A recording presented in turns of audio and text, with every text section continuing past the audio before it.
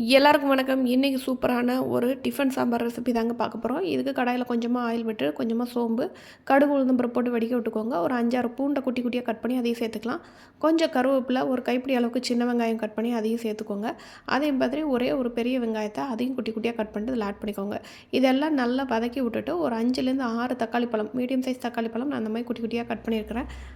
அதையும் இதோட ஆட் பண்ணிவிட்டு நல்ல அந்த தக்காளி கரையிற அளவுக்கு நம்ம வதக்கணும். அதனால கொஞ்சமாக உப்பும், கொஞ்சம் மஞ்சள் தூளையும் சேர்த்துட்டு நல்லா வதக்கி விட்டுறலாம். இது 2யும் சேர்த்த உடனே நல்லாவே இந்த மாதிரி மசிஞ்சு வதங்கி வந்துருச்சு பார்த்தீங்களா? இந்த அளவுக்கு வதங்கினதுக்கப்புறமா குழம்பு மிளகாய்த்தூள் நான் 2 ஸ்பூன் ஆட் பண்ணியிருக்கிறேன். குழம்பு மிளகாய்த்தூள் ஆட் பண்ணிவிட்டு தேவையான அளவு தண்ணியும் ஊற்றி நல்லா கொதிக்க விட்டுறலாம்.